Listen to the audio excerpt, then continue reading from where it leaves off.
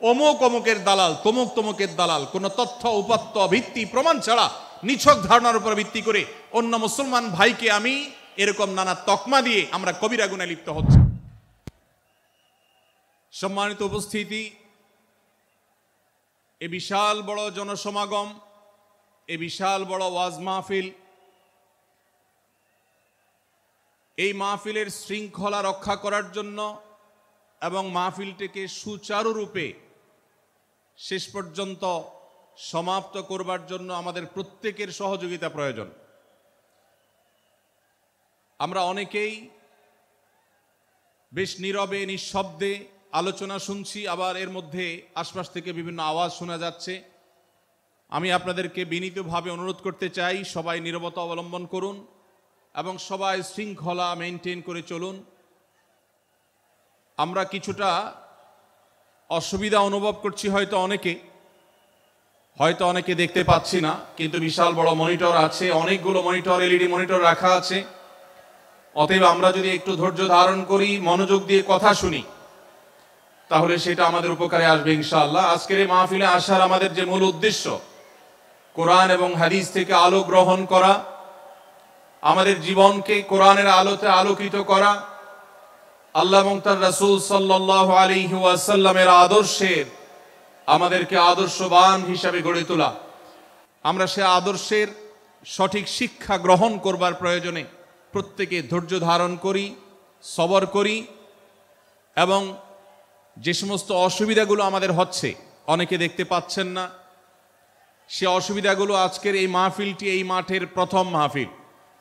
ইনশাআল্লাহ কর্তৃপক্ষ পরবর্তীতে এই মাহফিল যখন আয়োজন করবে, আমরা আশা করব তারা এবারের ভুলগুলো শুধরে নিয়ে পরবর্তীতে দর্শকদের কোনো অসুবিধা যেন না হয় সেই দিকটি তারা বিবেচনা করবেন।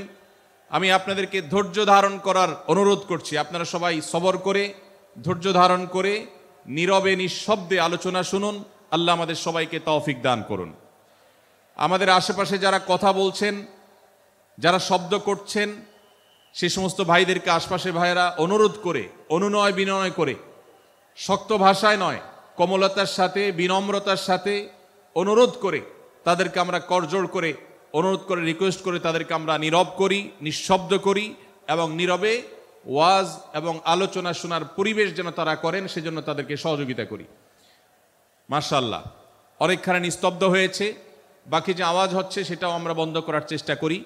কোরআনের মজলিসে, কোরআনের আলোচনার মজলিসে যদি বিশৃঙ্খলা করা হয়, আলোচনা করা হয়, কথাবার্তা বলা হয়, অন্যকে শুনতে অসুবিধা সৃষ্টি করা হয়, তাহলে সেটা আলাদা একটা গুনাহের কাজ, যেটা ওয়াজের প্যান্ডেলে বসে এই গুনাহের কাজ কোন অবস্থাতে আমরা করতে পারি না। সেজন্য আমরা আশা করব শেষ পর্যন্ত ইনশাআল্লাহ আজকে এই 3 দিন ব্যাপী তাফসীরুল কোরআন মাহফিলের শেষ দিন, একবারে শেষ মুহূর্ত পর্যন্ত আমরা নীরব নিস্তব্ধ হয়ে আলোচনা শুনব।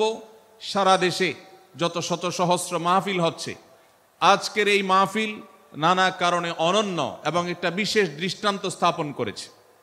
আজকের এই মাহফিলের অন্যতম বৈশিষ্ট্য হলো যে এই মাহফিলে গতানুগতিক মাহফিলগুলোর মতো গভীর রাত পর্যন্ত আলোচনা হয় না।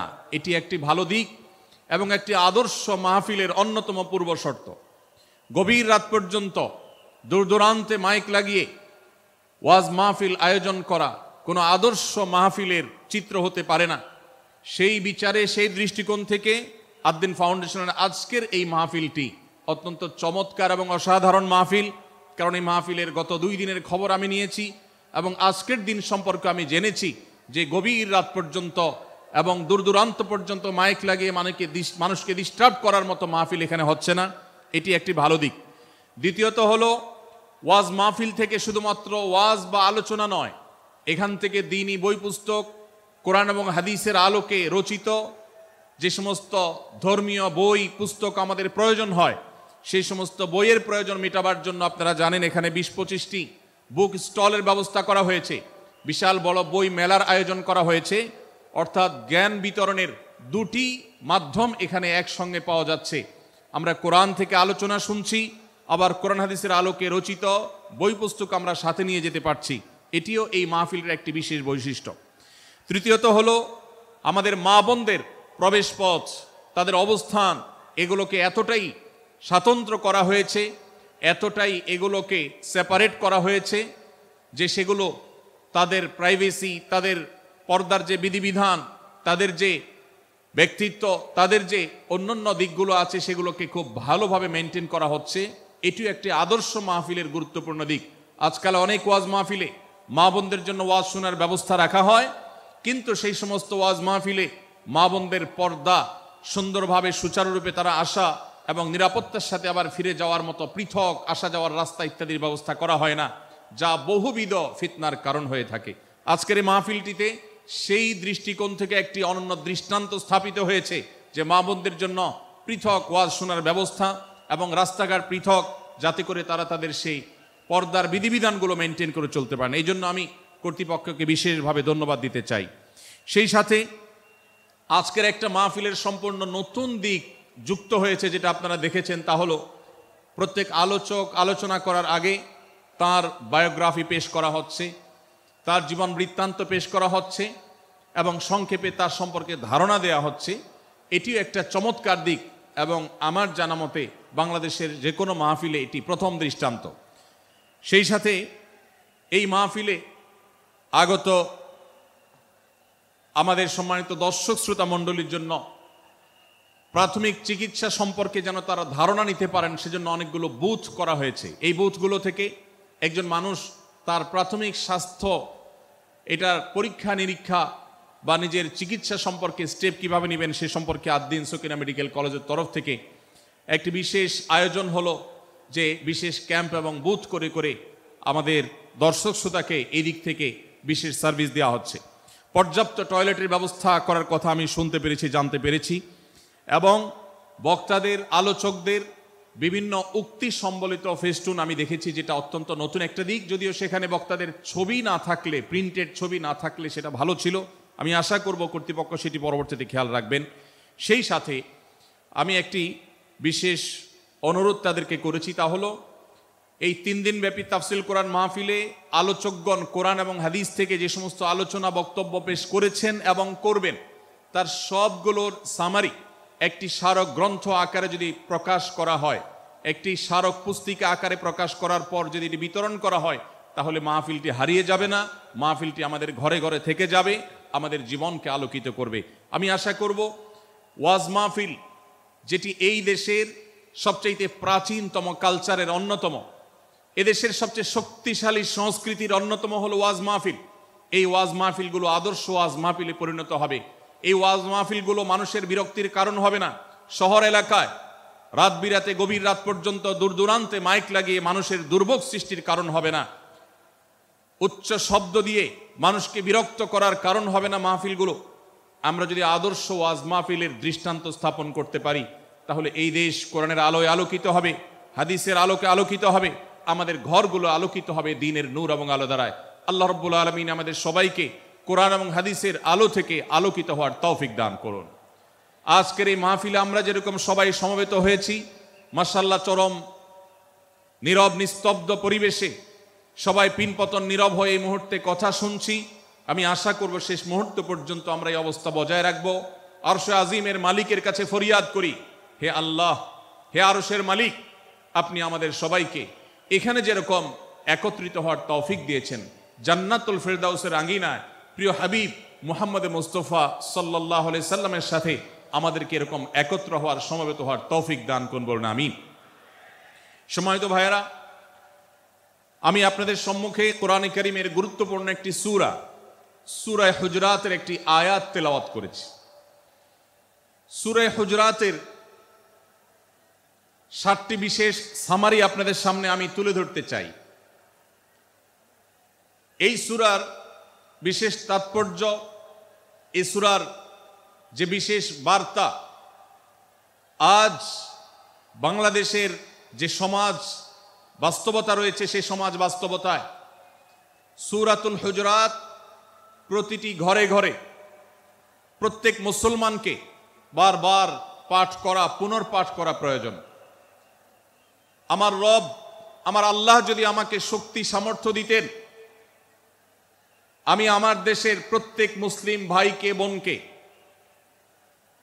হাত জোড় করে, অনুরোধ করে, অনুনয় বিনয় করে সূরাতুল হুজুরাতের শুরু থেকে শেষ পর্যন্ত যে 18টি আয়াত রয়েছে, এই 18 আয়াতে ঐতিহাসিক যে 7টি বিশেষ বার্তা রয়েছে, সে বার্তাগুলো গ্রহণ করবার উদ্দেশ্যে বারবার অর্থ সহকারে সূরাতুল হুজুরাত বুঝে বুঝে পড়ার, এর তাফসীর দেখার, এর সামারিকে বারবার জানার জন্য আমি অনুরোধ করতাম।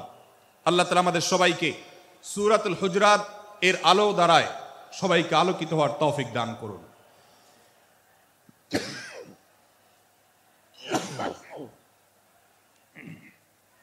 সম্মানিত উপস্থিতি, আমি যে সূরার সামারি আপনাদেরকে বলতে যাচ্ছি, যে সূরাকে সামনে রেখে আজকের এই ঐতিহাসিক মাহফিলে কোরআনে কারীমের দেওয়া 7টি বার্তা দিতে চাইছি, সেই সূরার নাম হলো সূরাতুল হুজুরাত। এই সূরা কোরআনে কারীমের 26তম পারায় অবস্থিত এবং এই সূরা কোরআনে কারীমের সূরার যে সিরিয়াল, সেই সূরার সিরিয়ালে 49তম সূরা। এই সূরার আয়াত সংখ্যা হলো 18।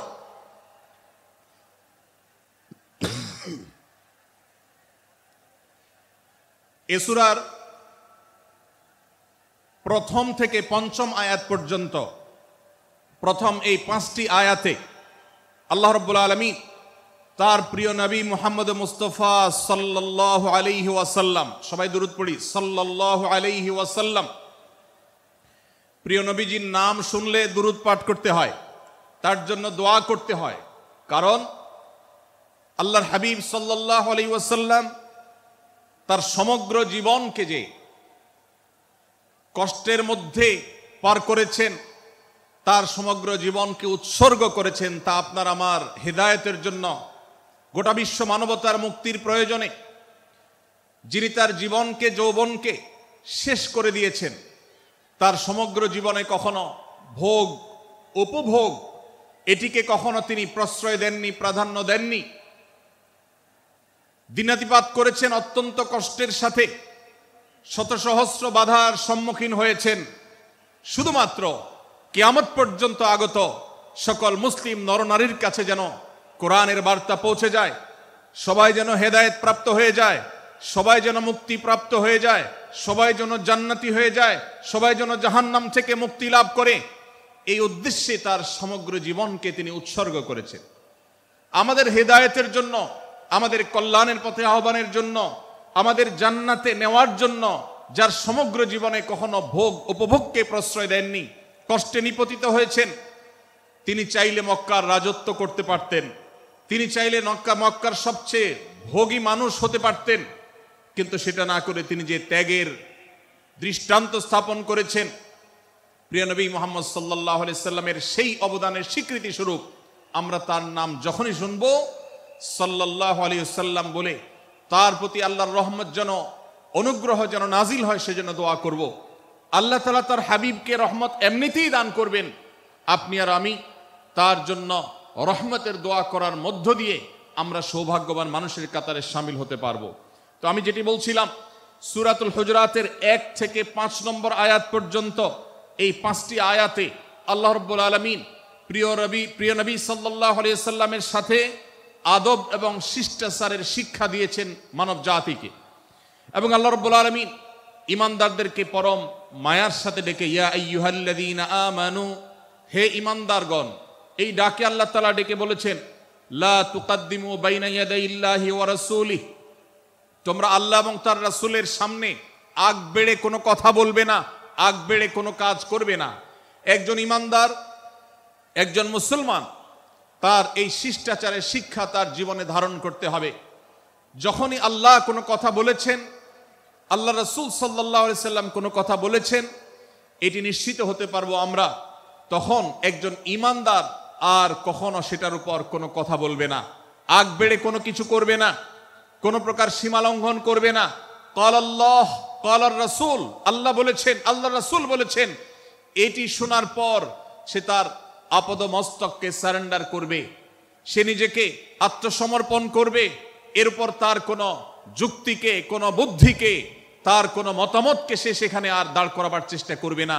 এটা একজন শিষ্টাচার বিশিষ্ট ইমানদারের বৈশিষ্ট্য কোরআন এই শিক্ষা আমাদেরকে দিয়েছে। ভাইরা আমার, এই শিক্ষাকে ধারণ করে আমরা যারা নিজেদেরকে মুসলমান দাবি করছি, আমাদের সম্মানীয় যারা আছেন, আল্লাহকে যেরকম আমরা সম্মান করি, আল্লাহ রাসূলকে যেরকম সম্মান করি, ঠিক একইভাবে আমাদেরকে যে সমস্ত মানুষগুলোকে সম্মান করার নির্দেশ করা হয়েছে, ওলামা একরাম রয়েছেন, আমাদের বাবা মা, বয়সে বড়, শিক্ষিত, এবং যারা আমাদের শিক্ষক বৃন্দ আছেন, এভাবে যারা আমাদের সম্মানের পাত্র আছেন, সে মানুষগুলোর সামনে আগ বেড়ে যেন কোনো কিছু না করি। সে আগ বাড়াটা কথার ক্ষেত্রে হতে পারে, চলার ক্ষেত্রে হতে পারে, আচরণের ক্ষেত্রে হতে পারে।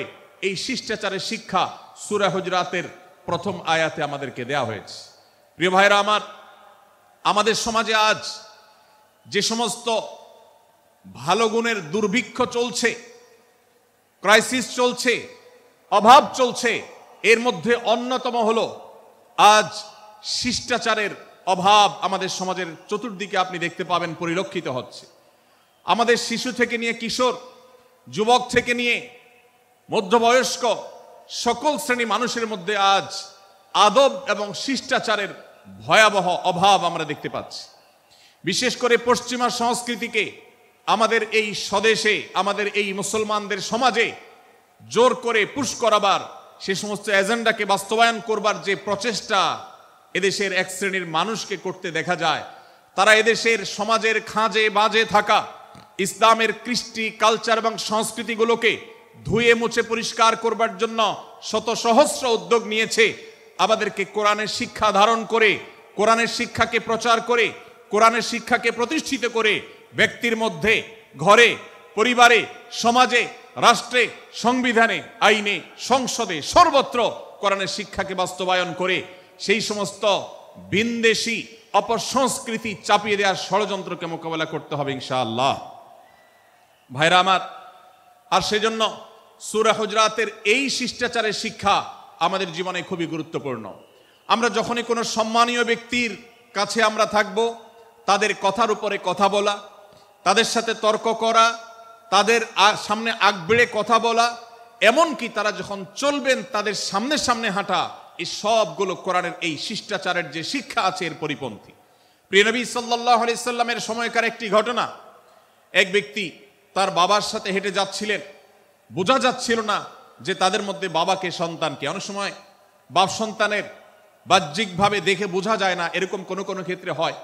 জিজ্ঞেস করা হলো তাদেরকে, তোমাদের মধ্যে বাবাকে সন্তানকে? বলা হলো যে অমুক বাবা, অমুক সন্তান। তখন নির্দেশনা দেওয়া হলো যে সন্তান তার হাঁটা এবং চলার মধ্য দিয়ে এই বিনয়ের প্রকাশ ঘটাতে হবে, আনুগত্যের প্রকাশ ঘটাতে হবে, সম্মান এবং শ্রদ্ধার প্রদর্শন করতে হবে, যার মধ্য দিয়ে বোঝা যায় যে কে সন্তান আর কে বাবা। এর জন্য জিজ্ঞেস করতে না হয়। আজ আমাদের যারা তরুণ আছি, আমরা যুবক আছি, আমরা অনেকেই পশ্চিমা সংস্কৃতি দ্বারা প্রভাবিত হয়ে আমরা শিষ্টাচারের এই গণ্ডি এবং সীমানা পার হয়ে চলে গেছি। কোরআন আমাদেরকে শিষ্টাচারের শিক্ষা দিচ্ছে যে আমরা সিনিয়রদের সামনে বিনয়ের সাথে আচরণ করব, তাদের সামনে সামনে চলা থেকে বিরত থাকব, যথাসম্ভব তাদেরকে অনুসরণ করার চেষ্টা করব, তাদের সাথে কথা হবে, তাদের আগ বেড়ে কথা হবে না, তাদের কোনো জিজ্ঞাসা থাকলে সেটার উত্তর হবে বিনয়ের সাথে। এই শিষ্টাচারের শিক্ষা আমাদেরকে দেয়া হয়েছে।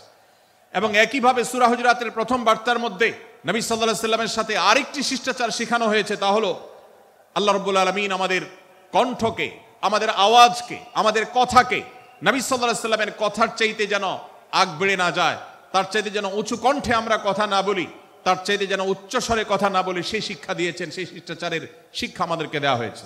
ভাইরা আমার, প্রিয় নবী সাল্লাল্লাহু আলাইহি সাল্লামের সাহাবীরা নবী সাল্লাল্লাহু আলাইহি সাল্লামের প্রতি আদব এবং শিষ্টাচার এত বেশি প্রদর্শন করতেন যে নবী করিম সাল্লাল্লাহু আলাইহি সাল্লামের প্রতি এই শিষ্টাচারের কথা যখন বলা হয়, সাহাবীরা অনেকে নবী করিম সাল্লাল্লাহু আলাইহি সাল্লামের সাথে কথা বলতে রীতিমতো ইতস্তত বোধ করছিলেন যে কিভাবে কথা বলবো, না জানে জোরে হয়ে যায় এবং তাতে না জানে আমি বেয়াদবের কাতারে শামিল হয়ে যাই, শিষ্টাচার বহির্ভূত কাজ করে ফেলি। এবং আল্লাহ তাআলা যে সতর্কীকরণ করেছেন সূরা হুজরাতের এই 1 থেকে 5 নম্বর আয়াতের মধ্যে, তার আওতায় আমি না জানে পড়ে যাই। তখন সাহাবায়ে কেরাম বিনয় এবং বিনম্রতা অবলম্বন করেছেন এবং তারা একরকম বিপাকে পড়ে গেছেন। এতটা তারা সভ্য ছিলেন, এতটা তারা নম্র ছিলেন, এতটা তারা বিনম্র আচরণ করতেন নবীজির সাথে। ভাইরা আমার, এই বিষয়টিও আমরা শুধুমাত্র আমাদের প্রিয় নবীজির জন্য নয়, এটি আমাদের মা বাবা, আমাদের সম্মানের পাত্র যারা আছেন, আমাদের বয়সে যারা সিনিয়র আছেন, তাদের সামনে কথা বলার সময় আমরা মেনটেন করে চলবো, অর্থাৎ আমরা উচ্চ কণ্ঠে তাদের সামনে কথা বলবো না। এই মাহফিলে এখনো শত শত হাজারো মানুষ হয়তো এমন আছেন যারা মায়ের সামনে, বাবার সামনে, বড় ভাইয়ের সামনে, শিক্ষকের সামনে, সিনিয়রদের সামনে, মুরব্বীদের সামনে, ওলামাদের সামনে উচ্চ কণ্ঠে কথা বলেন। প্রিয় ভাইরা আমার, আমরা মুসলমানদের সন্তান, আমরা মুহাম্মদ সাল্লাল্লাহু আলাইহি সাল্লামের উম্মত, আমরা আবু বকর, ওমর, ওসমান, আলী রাদিয়াল্লাহু আজমাইনের অনুসারী, আমরা কোরআনের অনুসারী। কোরআনের অনুসারী কখনো বেয়াদব হতে পারে? কোরআনের অনুসারী কখনো বেয়াদব হতে পারে? কোরআন যে শিষ্টাচারের শিক্ষা দিয়েছে, এই শিক্ষা আজ আমাদের মধ্যে ধারণ করতে হবে, আমাদের সন্তানদের শেখাতে হবে, আমাদের ঘরে ঘরে এই শিক্ষা চর্চা করতে হবে, আমাদের সমাজে এটিকে প্রতিষ্ঠিত করতে হবে। পশ্চিমা সংস্কৃতির যে ছোবল, সে ছোবল আমাদের সন্তানদেরকে আজকাল অনেক ক্ষেত্রে বেয়াদবে পরিণত করছে, তাদের অনেক সময় শিষ্টাচার থেকে বের করে দিচ্ছে। তারা কখনো স্বাধীনতার নামে, কখনো মত প্রকাশের নামে, কখনো বিভিন্ন নামে তারা কিন্তু হারিয়ে যাচ্ছে।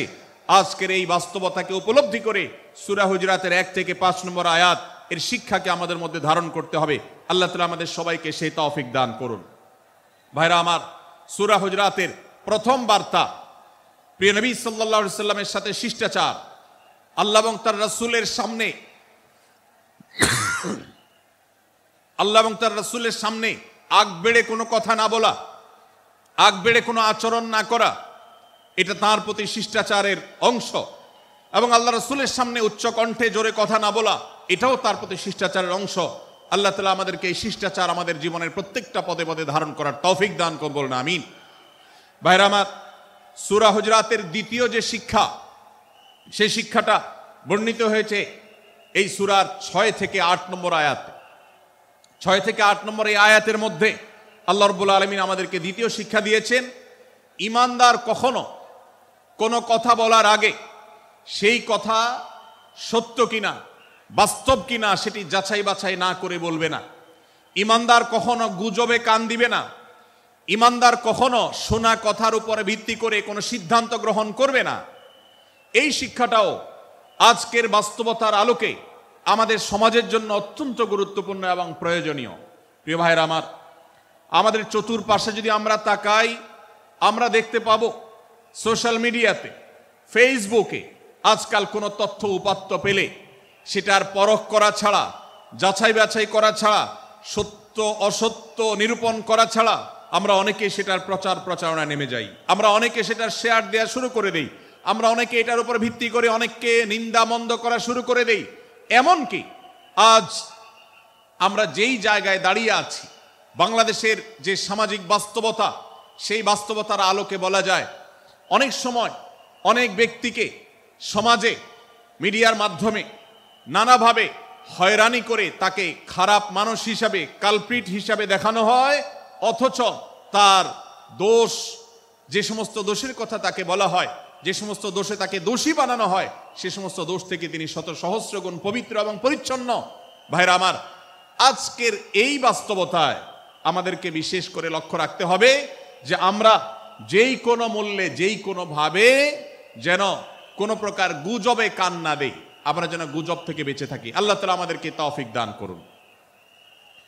ভাই, এদিকে অনেক বেশি বাঁশির আওয়াজ শোনা যাচ্ছে। স্বেচ্ছাসেবকরা বাঁশির আওয়াজ দেওয়া ছাড়া আপনারা ভলান্টিয়ারি করুন।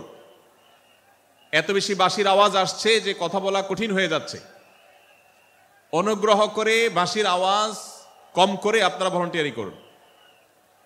এখনো অনেক বাঁশির আওয়াজ শোনা যাচ্ছে, বাঁশির আওয়াজগুলো বন্ধ করুন। মাশাআল্লাহ, এখন বন্ধ হয়েছে। আমরা মেহেরবানি করে বাম পাশের থেকে কিছুটা আওয়াজ পাচ্ছি, একটু নীরব নিস্তব্ধ হওয়ার জন্য অনুরোধ করছি। একটু নীরব নিস্তব্ধ না হলে কথা বলা যাবে না। অনুগ্রহ করে আমরা একটু সহযোগিতা করি এবং সবাই নীরব থাকি। ভলান্টিয়াররা অপ্রয়োজনে বাঁশির আওয়াজ দিবেন না, অপ্রয়োজনে বাঁশির আওয়াজ দিবেন না। আমাদের দেশে শব্দ দূষণ, শব্দ সন্ত্রাস, এটা এই দেশের কমন কালচার হয়ে গেছে। রাস্তা যাবেন, প্রয়োজনে অপ্রয়োজনে গাড়ির হর্ন বাজাবে।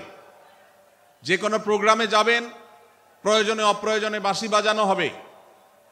কদিন আগে 31 এত প্রচার প্রচারণা, এত সতর্কীকরণের পরেও, আইন শৃঙ্খলা রক্ষাকারী বাহিনী এত সতর্ক থাকার পরেও আপনারা দেখেছেন এক শ্রেণীর বুদ্ধি প্রতিবন্ধীরা তারা 31st নাইট উদযাপনের নামে শব্দ সন্ত্রাস করেছে, শত শত হাজারো মানুষের কষ্টের কারণ হয়েছে। প্রিয় ভাইরা আমার, ধর্ম হোক আর রাজনীতি, বিনোদন হোক আর আনন্দ হোক, যেই কোনো নামে যদি শব্দ সন্ত্রাস সৃষ্টি করে বা অতিরিক্ত শব্দ দূষণ করে, শব্দ সৃষ্টি করে মানুষকে অতিষ্ঠ করার কারণ হয়, সেটা কোনো সভ্য সমাজের দৃশ্য হতে পারে না। আমরা সেই ইসলামের অনুসারী যে ইসলামে আমাদের প্রিয় নবী সাল্লাল্লাহু আলাইহি ওয়াসাল্লাম মসজিদে নববীতে তার একান্ত পরিবেশের মধ্যে এক সাহাবী জোরে কোরআন তেলাওয়াত করছিলেন।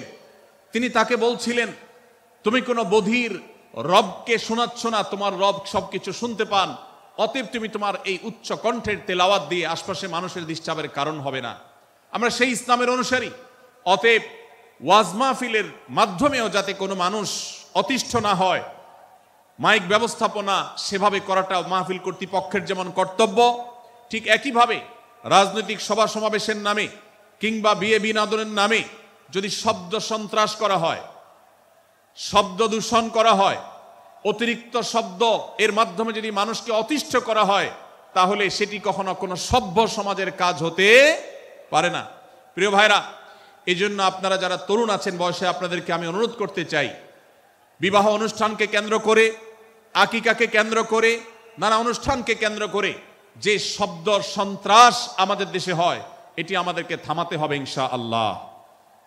আমরা যদি সবাই সজাগ হয়ে যাই, আমরা যদি সবাই সতর্ক হয়ে সচেতন হই, ইনশাআল্লাহ এই যে শব্দ দিয়ে মানুষকে কষ্ট দেওয়ার অপসংস্কৃতি, বিশেষ করে ভিনদেশি যে অপসংস্কৃতি আমদানি করা হয়েছে, এই অত্যাচার এদেশে থামাতে হবে ইনশাআল্লাহ। আল্লাহ আমাদের সবাইকে তৌফিক দান করুন।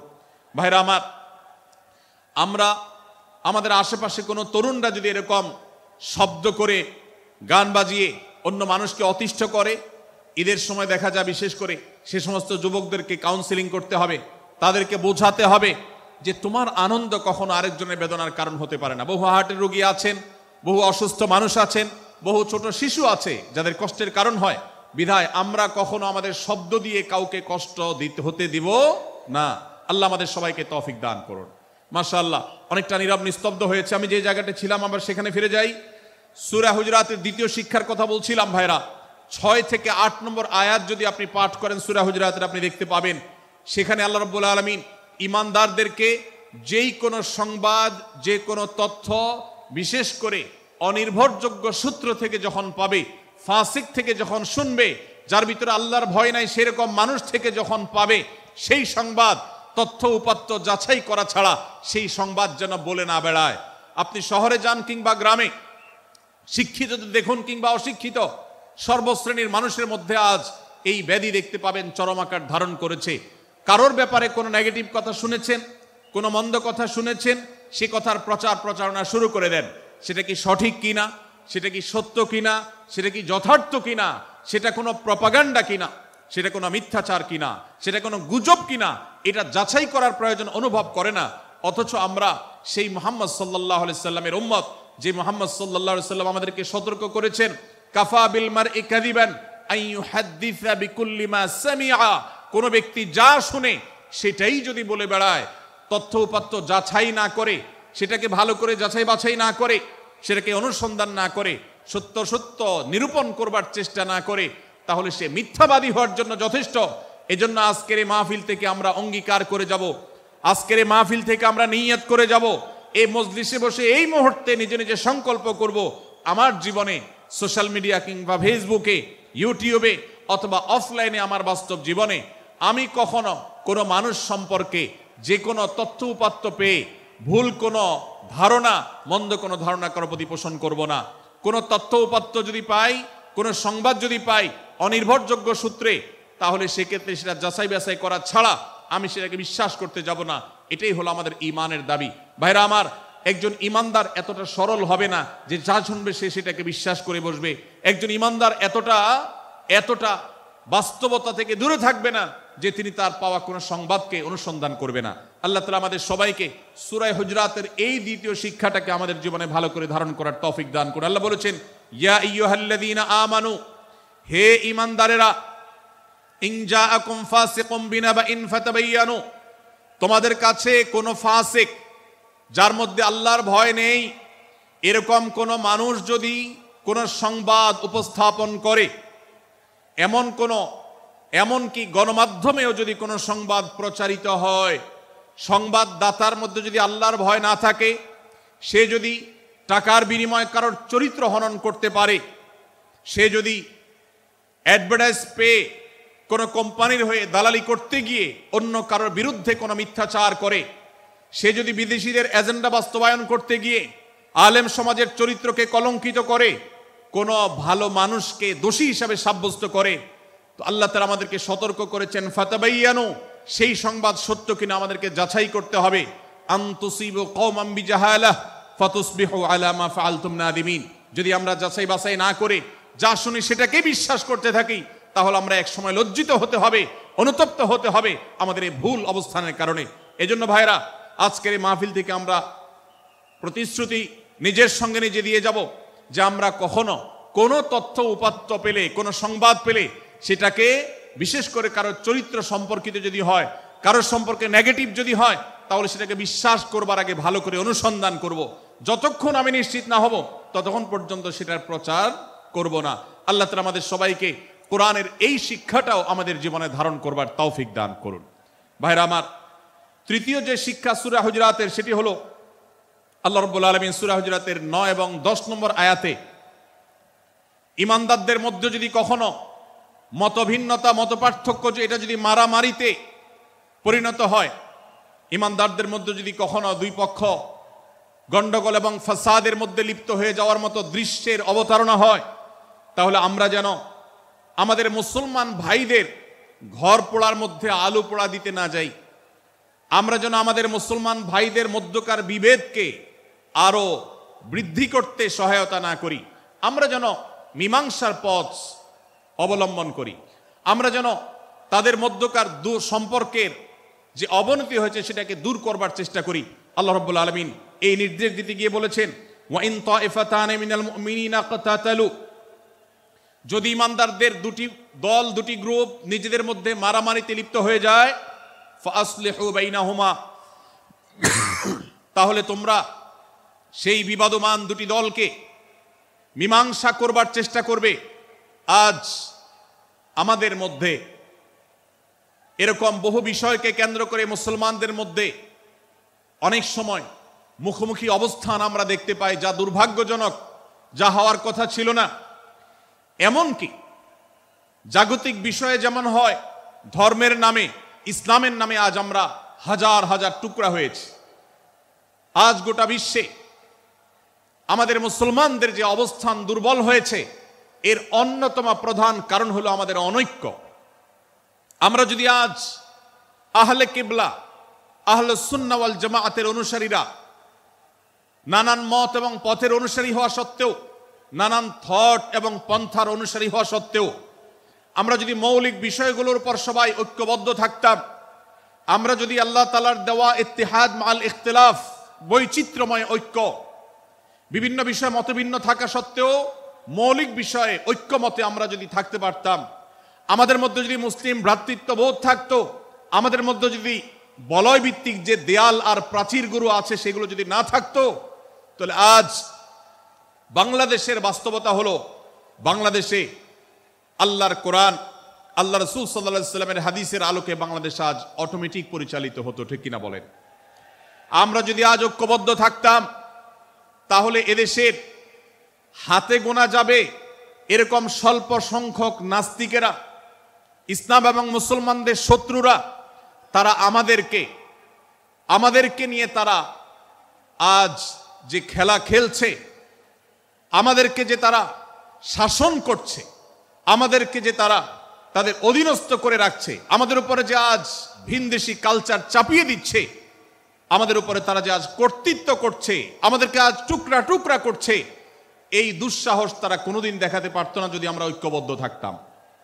ভাইরা আমার, এই জন্য আমরা সব বিষয়ে সবাই একমত হব না। আজকের এই মাহফিলে যত মানুষ এসেছেন সবাই সব বিষয়ে একমত নন। এমনকি আজকের এই মাহফিল কর্তৃপক্ষ যে আয়োজন করছেন 3 দিন ব্যাপী, এই মাহফিলে আপনারা দেখেছেন এখানে কওমি এবং আলিয়া উভয় জায়গা থেকে বক্তা নির্বাচন করা হয়েছে, অসাধারণ সমন্বয় করা হয়েছে। এটি একটি ঐক্যের বার্তা। আমরা আশা করব মাঠ পর্যায়ে আমরা যারা কাজ করব, আমরা প্রত্যেকে আমাদের অন্য মতের, ভিন্ন মতের যে সমস্ত মুসলমান ভাইরা আছেন তার সাথে আপনার কোনো থটগত মত পার্থক্য থাকতে পারে, চিন্তাগত কোনো ভিন্ন মত থাকতে পারে, কিন্তু দিন শেষে তিনি আপনার মুসলমান ভাই। তার আল্লাহ আর আপনার আল্লাহ এক, তার রাসূল এবং আপনার রাসূল এক, তার কেবলা এবং আপনার কেবলা এক, তার কোরআন আর আপনার কোরআন এক, তার নামাজ আর আপনার নামাজ এক, তার রোজা আর আপনার রোজা এক, তার যাকাত এবং আপনার যাকাত এক। তার সাথে আপনার মোটা এবং মৌলিক বিষয়ে কোনো মত পার্থক্য নাই। অতএব ছোটখাটো বিষয়কে কেন্দ্র করে আপনি যদি তাকে আপনার প্রতিপক্ষ মনে করেন, আপনি যদি তাকে আপনার শত্রু মনে করেন, এটা হবে আপনার ইসলামের জন্য, আপনার জন্য, এদেশের মুসলমানদের জন্য সবচেয়ে বড় ভুল। ভাইরা আমার, হারদুই হজরত আশরাফ আলী থানভী রহমতুল্লাহ আলাইহির সর্বশেষ খলিফা আবরাল হক সাহেব রহমতুল্লাহ আলাইহি বলতেন, दीन के हर काम करने वालों को रफीक समझो, फरीक ना समझो।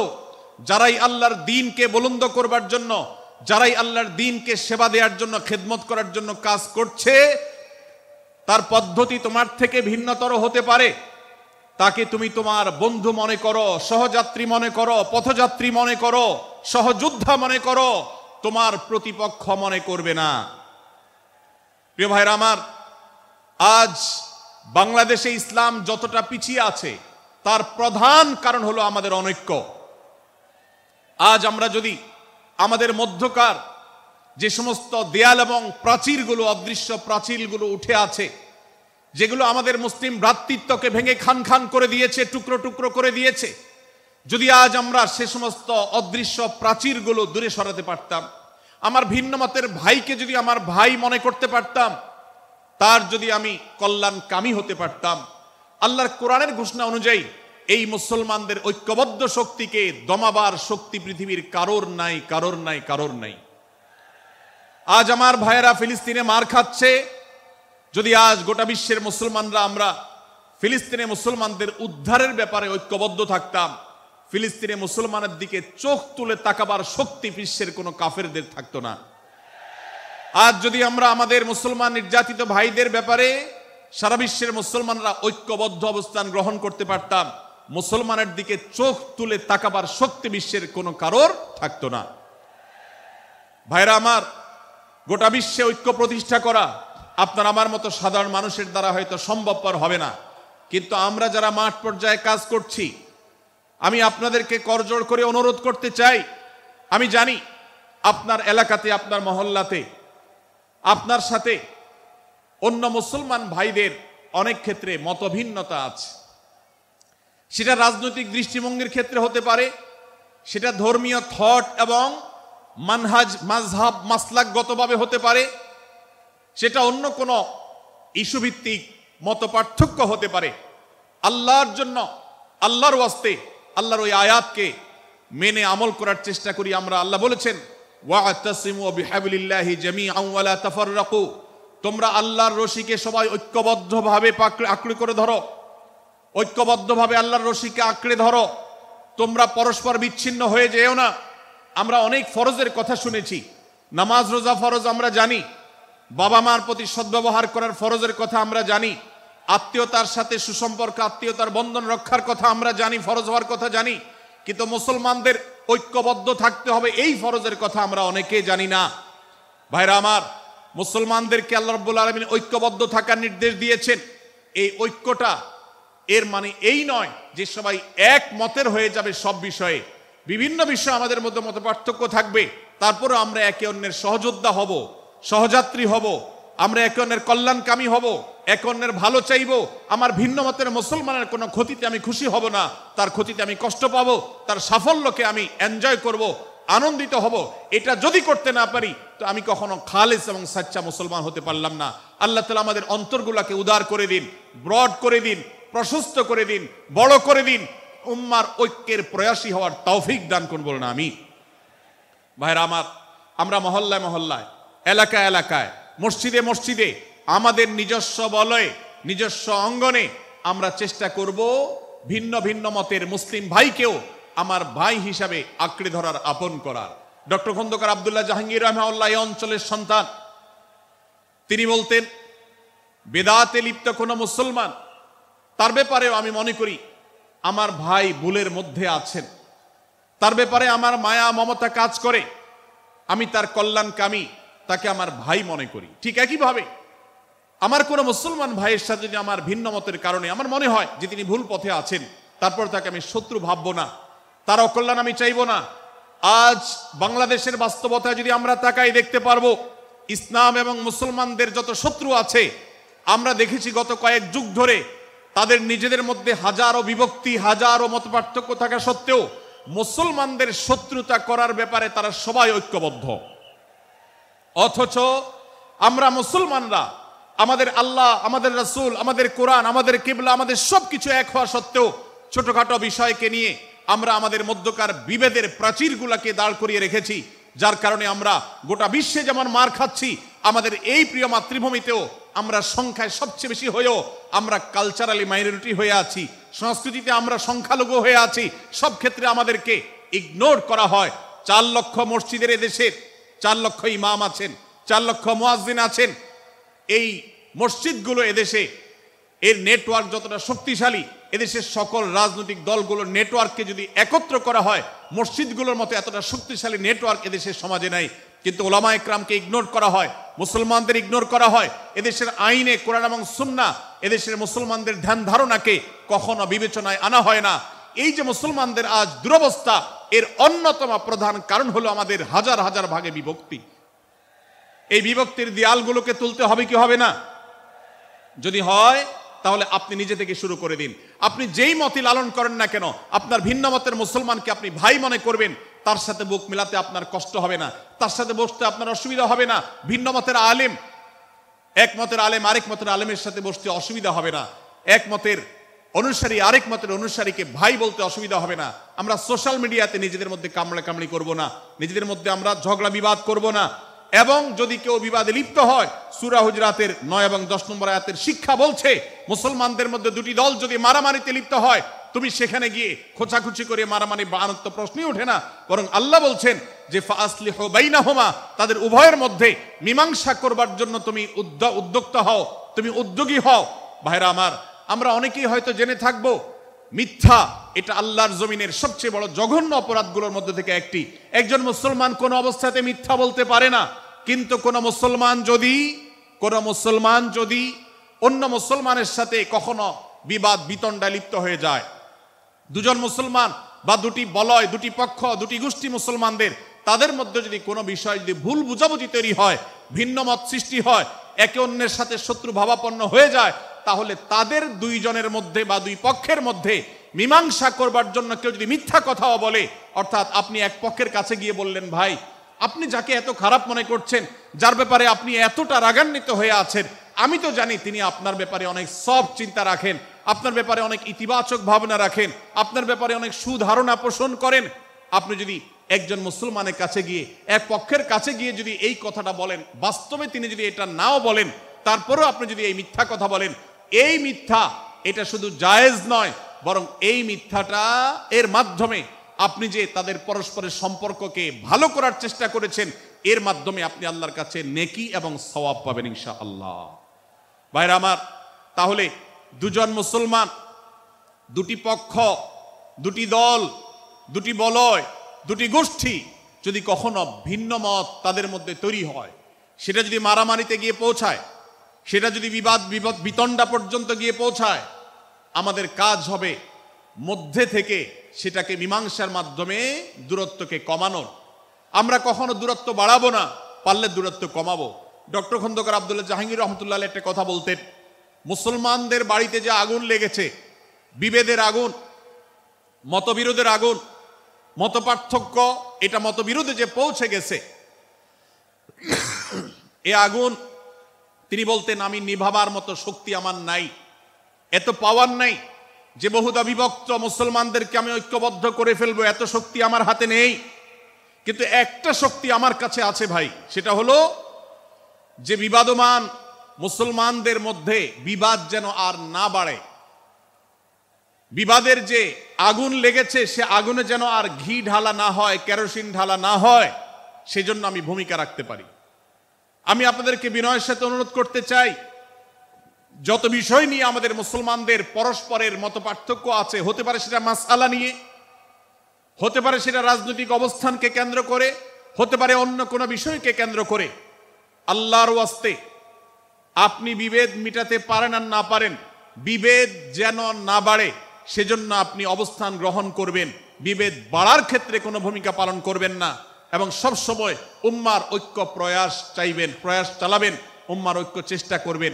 আল্লাহর কাছে আপনি যে দোয়াগুলো করেন এর মধ্যে একটা দোয়া যেন এটাও থাকে, হে আল্লাহ, আমরা বহুদা বিভক্ত হয়ে গেছি, আমরা টুকরা টুকরা হয়ে গেছি, যার কারণে তোমার ভাষ্য অনুযায়ী ফাতাফশালু ওয়া তাযহাবা রিহুকুম, আজ আমাদের শক্তি শেষ হয়ে গেছে, আমরা দুর্বল হয়ে গেছি।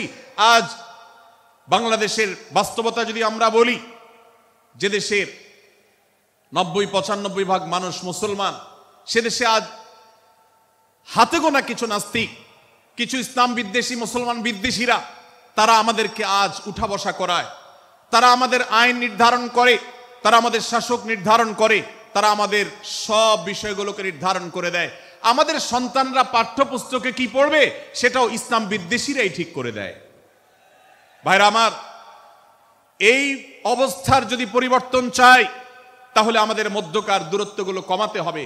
এজন্য আপনার দোয়ার মধ্যে আল্লাহর কাছে নিবেদন করুন, আল্লাহ আপনি আমাদের মধ্যকার বিভেদগুলো কমিয়ে দিন, আল্লাহ আমাদের ওলামাদেরকে ঐক্যবদ্ধ করে দিন, আল্লাহ আমাদেরকে ইত্তেহাদ মাল ইখতিলাফ, বৈচিত্র্যময় ঐক্য, মতভিন্ন থাকা সত্ত্বেও মৌলিক বিষয় ঐক্যবদ্ধ হওয়ার তৌফিক দান করুন।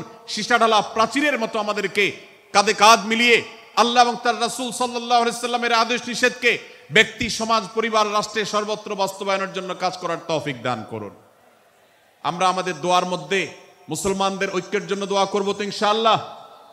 আল্লাহ তাআলা আমাদেরকে সেই তৌফিক দান করুন।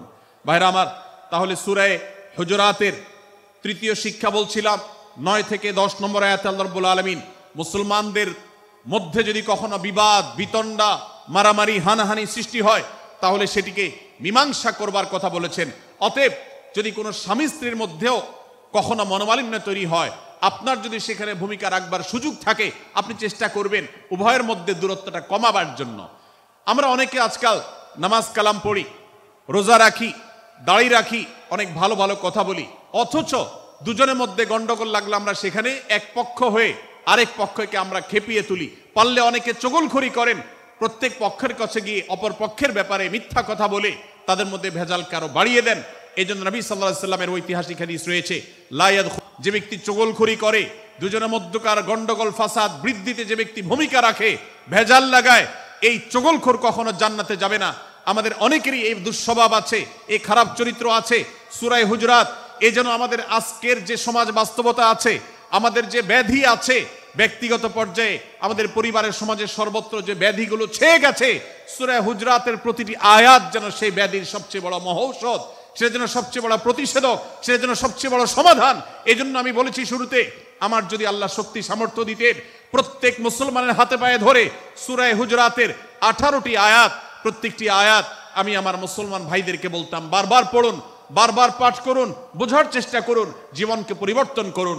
এদেশে নামাজি মুসলমান আপনি কম বেশি পাবেন, এদেশে রোজাদার মুসলমান কম বেশি পাবেন, এদেশে হজ আদায়কারী মুসলমান কম বেশি পাবেন, এদেশে তাসবিহরত মুসলমান কম বেশি পাবেন, কিন্তু এদেশে আচার আচরণ, কাজ কারবার, আখলাক এবং বান্দার হক এবং অধিকার, অন্যের অধিকার সংশ্লিষ্ট বিষয়ে সচেতন মুসলমান আপনি খুব বেশি পাবেন না। আর এই জন্যই আমাদের জান্নাতের পথে অনেক বড় অন্তরায় হয়ে আছে। আজ আমাদের চরিত্রগুলো নষ্ট হয়ে গেছে। আমরা নামে মুসলমান, আমরা চগলখড়ি করি, আমরা নামে মুসলমান, দুজনের মধ্যে গন্ডগোল সৃষ্টি করে দেই। গন্ডগোল আগে থেকে সৃষ্টি থাকলে সেটাকে বাড়াবার চেষ্টা করি। আমরা নামে মুসলমান, আমাদের শিষ্টাচার নাই, আদব নাই, লেহাজ নাই। এই জন্য সূরা হুজুরাতের প্রতিটি আয়াত আমাদেরকে শিক্ষা দেয়। আল্লাহ তাআলা আমাদের সকলকে এই শিক্ষাগুলো আজকের এই মাহফিল থেকে আমাদের বুকের ভেতরে পরম যত্ন সহকারে নিয়ে যাওয়ার এবং আমাদের জীবনকে পরিবর্তন করার তৌফিক দান করুন। ভাইরা আমার, তৃতীয় এই শিক্ষাটি শেষ করে আমি বলতে চাচ্ছি, চতুর্থ আয়াতে আল্লাহ রাব্বুল আলামিন আমাদেরকে বলেছেন, আমরা যেন কেউ কাউকে নিয়ে বিদ্রূপ না করি, ব্যঙ্গ না করি, কেউ কাউকে যেন বাজে নামে না ডাকি, কেউ যেন কাউকে খোঁচাখুচি না করি, কেউ যেন কাউর নাম বিকৃত করে তাকে না ডাকি। ভাইরা আমার, এই আয়াতটি আমি শুরুতে তেলাওয়াত করেছি। আল্লাহ বলেছেন, ইয়া আইয়ুহাল্লাযীনা আমানু লা ইয়াসখার কওমুম মিন কওমিন আসা আন ইয়াকুনু খায়রাম মিনহুম। হে ঈমানদারেরা, হে মুসলমানেরা, তোমাদের কেউ যেন অন্য কারোর নাম ধরে অন্য কাউকে ব্যঙ্গ বিদ্রূপ ঠাট্টা না করে। আমরা একে অন্যকে নিয়ে ঠাট্টা করি কি করি না? বিদ্রূপ করার রোগ আমাদের মধ্যে আছে না নাই? ভাইরা আমার, জাগতিক বিষয় তো আছেই, এমনকি দুর্ভাগ্যজনক বাস্তবতা হলো ধর্মের নামে, ইসলামের নামে একদল মুসলমান অপর দল মুসলমানকে নিয়ে হাসি, ব্যঙ্গ, বিদ্রূপ, রাসাহাসি এবং নাম বিকৃত করা এবং খোঁচাখুচি করা, এই কাজগুলো আমাদের মধ্যে আছে না নাই? আমরা যারা ইসলামের খেদমত মনে করে আমার ভিন্ন মতের ভিন্ন দলের মুসলমানকে খোঁচাখুচি করি, আমরা যারা আল্লাহর খেদমত মনে করে, ইসলামের সেবা মনে করে, দাওয়াতের কাজ মনে করে, ইসলাম প্রচার মনে করে ভিন্ন মতের অন্য দলের মুসলমানকে নিয়ে ব্যঙ্গ বিদ্রূপ আর হাসাহাসি করি, তাদেরকে সোশ্যাল মিডিয়াতে, অনলাইনে, অফলাইনে তুচ্ছ-তাচ্ছিল্য করি, আল্লাহর শপথ করে বলছি, এটা ইসলামের সেবা নয়, এটা হলো প্রবৃত্তির পূজা, এটা হলো আপনার নফসের পূজা, এটা হলো আপনার প্রবৃত্তির গোলামি করা, এটা আল্লাহর গোলামি নয়, এটা ইসলামের খেদমত নয়, এটা ইসলামের 12টা বাজানো। ভাইরা আমার, কোন অবস্থাতে একজন মুসলমান অন্য মুসলমানকে নিয়ে ব্যঙ্গ বিদ্রূপ করতে পারে না। আমার মুসলমান ভাই যদি কোনো ভুল কথা বলে, ভুল কাজ করে, আমি যথাযথ নিয়মে তাকে সংশোধনের চেষ্টা করব, সমালোচনা করার দরকার হলে সেটাও করব, কিন্তু হাসাহাসি নয়, বিদ্রূপ নয়, ব্যঙ্গ করা নয়। আজ আমাদের তরুণদের মধ্যে এটা একটা আর্টে পরিণত হয়েছে। আপনারা রোস্টিং ভিডিওর কথা কম বেশি সবাই জেনে থাকবেন।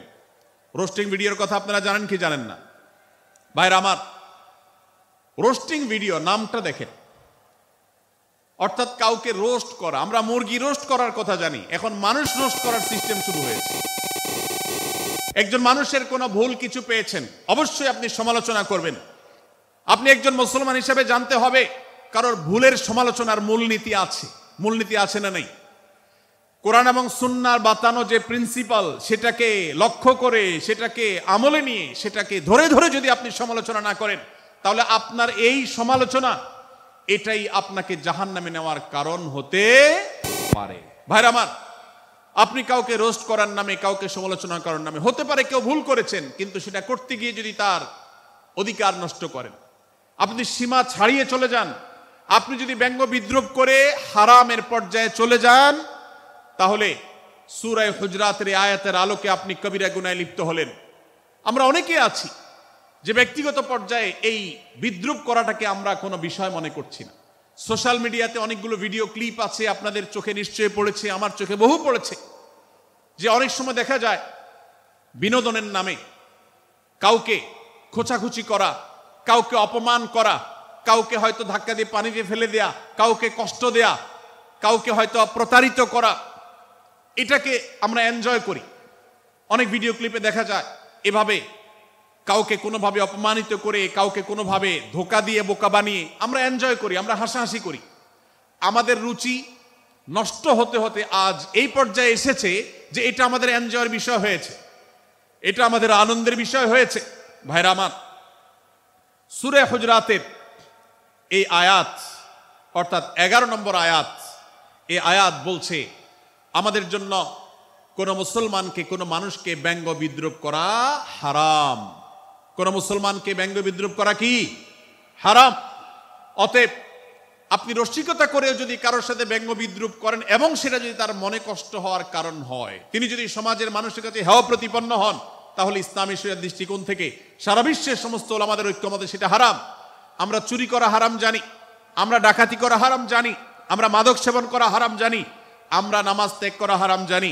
এই সমস্ত হারাম থেকে আমরা অনেকেই বেঁচে থাকি, কিন্তু আমি আমার মুসলমান ভাইয়ের চরিত্র হনন করছি, শুধুমাত্র সাধারণ জীবনযাত্রার ক্ষেত্রে করছি তা নয়, এমনকি ধর্মের নামে, ইসলাম প্রচারের নামে, দাওয়াতের নামে আমরা আমাদের প্রতিপক্ষ মুসলমান ভাইকে নিয়ে অনেক সময় ব্যঙ্গ বিদ্রূপ করি, হাসাহাসি করি, তাকে ছোট করি, তাচ্ছিল্য করি, হেয় করি, তার সম্মানহানি করি, আমরা জানি না আমাদের প্রিয় নবী সাল্লাল্লাহু আলাইহি ওয়াসাল্লাম এর একটা হাদিস আমাদের সামনে রয়েছে, সহিহ মুসলিমে বর্ণিত হয়েছে।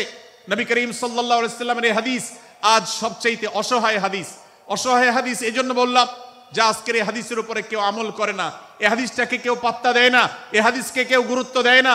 অথচ এই হাদিস প্রত্যেক মুসলমানের বুকে বুকে ঝুলিয়ে রাখা দরকার। এই হাদিস আমাদের ঘরে ঘরে ঝুলানো দরকার। এই হাদিস আমাদের অফিসগুলোতে শোভা পাওয়া দরকার। এই হাদিস আমাদের জীবনে বাস্তবায়ন হওয়া দরকার। নবী করিম সাল্লাল্লাহু আলাইহি ওয়াসাল্লাম সেই হাদিস বর্ণনা করেছেন। আবু হুরায়রা রাদিয়াল্লাহু তাআলা আনহু তিনি বলেছেন, লা তাহাসাদু, লা তাহাসাদু, হে মুসলমানরা তোমরা কেউ কাউকে কখনো হিংসা করবে না, কেউ কাউকে হিংসা করবে না। আমাদের মধ্যে হিংসা আছে না নাই? হিংসা আছে না নাই? আমরা একে অন্যকে হিংসা করি। একদল মুসলমান অন্য দল মুসলমানকে হিংসা করে, কেউ কারো ভালো দেখতে পারে না। ভাইরা আমার, আল্লাহ নবী বলেছেন লা তাহাসাদু, তোমরা একে অন্যকে হিংসা করো না। ওয়ালা তানাজাসু, কেনা বেচা করতে গিয়ে কেউ কাউকে ধোঁকা দিও না, প্রতারণা করো না। ওয়ালা তাবাগাদু, তোমরা একে অন্যের সাথে শত্রুতা বিদ্বেষ পোষণ করবে না। ওয়ালা তাদাবারু, তোমাদের কেউ যেন কারোর পেছনে লেগে না থাকে, কাউকে অবজ্ঞা যেন না করে। ওয়ালা ইয়াবি আহাদুকুম আলা বাই'i আখিহি, এবং তোমাদের কেউ যেন আরেকজনের কেনাবেচার উপরে সেখানে ইন্টারফেয়ার করে সে যেন সেখানে কোন প্রকার ক্ষতিগ্রস্ত কাউকে না করে। ওয়াকুনু ইবাদাল্লাহি ইখওয়ানা, হে মুসলমানরা তোমরা আল্লাহর বান্দা ভাই ভাই হয়ে থাকো। তোমাদের মধ্যে মত পার্থক্য থাকুক, দলগত মত পার্থক্য, অবস্থানগত মত পার্থক্য, থটগত মত পার্থক্য, মাযহাব মাসলাবগত মত পার্থক্য থাকুক, কিন্তু তোমরা আল্লাহর বান্দা ভাই ভাই হয়ে থাকো। এক দলের মুসলমানকে আল্লাহ তাআলা ভাই ভাই হতে বলেন নাই, এক গ্রুপের মুসলমানকে আল্লাহ ভাই ভাই হতে বলেন নাই, এক বলয়ের মুসলমানকে আল্লাহ ভাই ভাই হতে বলেন নাই, নিজ দলের মুসলমানের সাথে আল্লাহ ভাই ভাই থাকতে বলেন নাই। আল্লাহ বলেছেন সকল মুসলমানদের সাথে ভাই ভাই হয়ে থাকার জন্য, ভ্রাতৃত্বের বন্ধনে থাকার জন্য। এজন্য আল্লাহ নবী সাল্লাল্লাহু আলাইহি ওয়াসাল্লাম সে নির্দেশ করেছেন। আল্লাহ নবী সাল্লাল্লাহু আলাইহি ওয়াসাল্লাম আরো বলেছেন, আল মুসলিমু আখুল মুসলিম, মুসলমান মুসলমানের ভাই, লা ইয়াজলিমুহু ওয়ালা ইয়াখযুলুহু, কোন মুসলমান কোন মুসলমানকে জুলুম করতে পারে না, তার আইল ঠেলতে পারে না, তার জমি দখল করতে পারে না, তার অধিকার নষ্ট করতে পারে না, তাকে কথা দিয়ে অত্যাচার করতে পারে না। ওয়ালা ইয়াখযুলুহু, তাকে অপমানিত করতে পারে না, লাঞ্ছিত করতে পারে না। ওয়ালা ইয়াকযিবুহু, তার সাথে মিথ্যা বলতে পারে না। ওয়ালা ইয়াহকিরুহু, তাকে তাচ্ছিল্য করতে পারে না। আত্তাকওয়া হাহুনা, আত্তাকওয়া হাহুনা, আত্তাকওয়া হাহুনা। নবীজি তিনবার নিজের বুকের দিকে তাকিয়ে দেখিয়েছেন, তাকওয়া এখানে, তাকওয়া এখানে, তাকওয়া এখানে। আমাদের অন্তরকে ভালো করতে হবে, সমস্ত মুসলমানদের জন্য উদার হতে হবে, কলিজাকে বড় করতে হবে, মনটাকে ব্রড করতে হবে, প্রশস্ত করতে হবে, অন্য মুসলমানকে ভাই মনে করতে হবে। কোন ভিন্ন মতের মুসলমানের সাথে শত্রুতা পোষণ করা যাবে না। ভাইরা আমার, অতএব এই হাদিসকে সামনে রেখে এই হাদিসের শেষ অংশে নবী সাল্লাল্লাহু আলাইহি ওয়াসাল্লাম বলেছেন, আল মুসলিমু কুল্লুল মুসলিমি আলাল মুসলিমি হারামুন দমুহু ওয়া মালুহু ওয়া ইরদুহু। এক মুসলমানের জন্য অন্য মুসলমানের তিনটি জিনিসকে আল্লাহ তাআলা হারাম করে দিয়েছেন। কোন মুসলমানের রক্ত এটা প্রবাহিত করা, কাউকে হত্যা করা যেরকম হারাম, কোন মুসলমানের সম্পদ অন্যায়ভাবে আপনি ভোগ করবেন, দখল করবেন, মেরে দিবেন, এটা হারাম। ঠিক একইভাবে কোন মুসলমানের সম্মান নষ্ট করবেন, ইজ্জত নষ্ট করবেন, সম্ভ্রম নষ্ট করবেন, অপমান করবেন, এটাকে আল্লাহ তাআলা হারাম করেছেন। আল্লাহ তাআলা আমাদের সবাইকে অন্য মুসলমানদের ব্যাপারে এরকম দায়িত্বশীল ভূমিকা রাখার তৌফিক দান করুন, বলুন আমিন। ভাইরা আমার, সূরা হুজরাতের 4 নম্বর আয়াতের এই শিক্ষাকে ধারণ করে আমরা কারোর প্রতি ব্যঙ্গাত্মক আচরণ করব না। অনেক মুসলমান আছেন অন্য মুসলমানদের নাম ধরে ধরে বিদ্রুপ ব্যঙ্গ করেন, নাম বিকৃত করেন। অনেক সময় আমরা রসিকতা করেও আমাদের অনেকের নাম বিকৃত করি। আল্লাহ সুবহানাহু ওয়া তাআলা এটাকে হারাম করেছেন। এমনকি নবী সাল্লাল্লাহু আলাইহি ওয়াসাল্লাম বলেছেন, লা তাকুল লিকাসিরিন ইয়া কাসিরু, কোন খাটো বা বেটে মানুষকে হে বেটে, হে খাটো এরকম বলে ডেকো না। নবী সাল্লাল্লাহু আলাইহি ওয়াসাল্লাম বলেছেন, এভাবে ডাকলে তিনি অপমানিত হন। আল্লাহ তাকে এভাবে সৃষ্টি করেছেন। আমরা অনেক সময় দেখা যায় একে অন্যকে খোঁচা মারতে গিয়ে তার গায়ের রং কালো হলে, তিনি দেখতে আকারে ছোট হলে তাকে আমরা ব্যঙ্গ করি, বিদ্রুপ করি, তাকে আমরা তাচ্ছিল্য করি, তাকে আমরা অপমান করি, তাকে আমরা অপদস্থ করি। ভাইরা আমার, এটা আমাদের জন্য হারাম। আমি আবারও বলছি, চুরি হারাম আমরা জানি, ডাকাতি হারাম আমরা জানি, আমরা অন্যান্য হারামের কথা জানি, কিন্তু এই যে এক মুসলমান অন্য মুসলমানের অধিকার নষ্ট করা হারাম, এটা আমরা জানি না। এক মুসলমান অন্য মুসলমানের নাম বিকৃত করা হারাম, এটা আমরা জানি না। এই ব্যাপারেও আমরা দেখেছি যে আমরা যারা ইসলামের দাওয়াতের কথা বলি, কোরআন হাদিসের কথা বলি, তারাও দেখা যায় সোশ্যাল মিডিয়াতে, ফেসবুকে একদল মুসলমান অন্য দলে মুসলমানদেরকে নানা বাজে উক্তি দিয়ে ডাকাডাকি করে, বিকৃত নামে ডাকে, বিকৃত উপাধি দেয়, খারাপ কথা বলে, অমুকের দালাল তমুকের দালাল ইত্যাদি ধারণা করে কথা বলে। এই কাজগুলো হারাম, এগুলো আমরা কখনো করব না। 5 নম্বর যে শিক্ষা আছে সূরা হুজুরাতে, সেটা হলো 12 নম্বর আয়াতে আল্লাহ রাব্বুল আলামিন এখানে কুধারণা করাকে হারাম করেছেন, মন্দ ধারণা করতে আল্লাহ তাআলা নিষেধ করেছেন, এবং গীবত করতে, পেছনে লাগতে নিষেধ করেছেন। ভাইরা আমার, এই একটি আয়াত অর্থাৎ সূরা হুজুরাতের 12 নম্বর আয়াত, এই আয়াতটির শিক্ষা ধারণ করে যদি আমরা আমাদেরকে শুধরাতে পারি, সংশোধন করতে পারি, তাহলে ইসলামের মেইন যে কাজগুলো আছে, ঈমানকে বিশুদ্ধ করা এবং শিরক মুক্ত ঈমান আনা, 5 ওয়াক্ত নামাজ পড়ার পর, বান্দার হক আদায়ের পর, এই আয়াতটির পর আমল করলে আপনার জান্নাতে যাওয়ার সবচেয়ে বড় বাধা দূর হয়ে যাবে ইনশাআল্লাহ। ভাইরা আমার, যে আয়াতে আল্লাহ তাআলা আমাদেরকে কারো প্রতি মন্দ ধারণা করতে নিষেধ করেছেন, গীবত করতে নিষেধ করেছেন, কারো পেছনে লাগালাই করতে নিষেধ করেছেন, সে আয়াতে আল্লাহ রাব্বুল আলামিন বলেছেন, ইয়া আইয়ুহাল্লাযীনা আমানু ইজতানিবু কাসীরাম মিনায-যন্ন, হে ঈমানদারেরা, হে মুসলমানরা, তোমরা কারোর প্রতি ধারণা, মন্দ ধারণা তোমরা করো না, এটা থেকে বিরত থাকো। অনেক ধারণা অর্থাৎ মন্দ ধারণা, এটা গুনাহ, এটা থেকে বিরত থাকো। ইন্না বা'দায-যন্নি ইসম, কারণ কিছু কিছু ধারণা অর্থাৎ যেগুলো মানুষের সম্পর্কে কোনো তথ্য উপাত্ত ছাড়া নিছক ধারণা প্রসূত মন্দ ধারণা করা হয়, সেগুলো গুনাহের কারণ, সেগুলো অপরাধের কারণ, সেগুলো কবিরা গুনাহ, সেগুলো পাপাচার, সেগুলো আল্লাহর অসন্তুষ্টির কারণ, সেগুলো আল্লাহর অবাধ্যতার কারণ। এজন্য ভাই, কারোর প্রতি মন্দ ধারণা করা যাবে না। এক্ষেত্রে